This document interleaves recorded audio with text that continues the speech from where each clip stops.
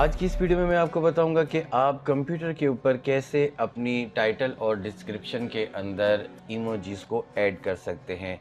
इसके लिए आपने सिंपल प्रेस करना है विंडोज़ की और स्टॉप या डॉट। जैसे ही आप इसको प्रेस करेंगे ये सामने आपके इमोजीज ओपन हो जाएंगी। इसमें से जो भी आप सिलेक्ट करना चाहें आप सिलेक्ट कर सकते हैं।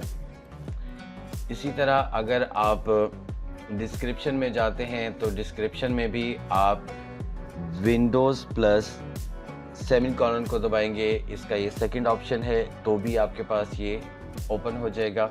अगर आप मैक सिस्टम यूज़ कर रहे हैं तो आपको प्रेस करना है कंट्रोल कमांड और स्पेस बार। si आप ये प्रेस करेंगे तीनों बटन आपके पास ये की आ जाएगी और सेम प्रोसीजर है। अगर आपके पास स्पेस कम है या आप कोई नए इमोजी चाहते हैं जो कि यहाँ पर अवेलेबल नहीं है तो फिर आपके पास ये वेबसाइट है, तो मैं लिंक डिस्क्रिप्शन में डाल दूंगा। इसमें जो भी आपको पसंद आता है आपने सिंपल उसके ऊपर क्लिक करना है तो वो कॉपी हो जाएगा। सिंपल यहाँ पर वापस आके कंट्रोल वी से या राइट क्लिक करके पेस्ट के बटन से आप उसको कॉपी पेस्ट कर सकते हैं।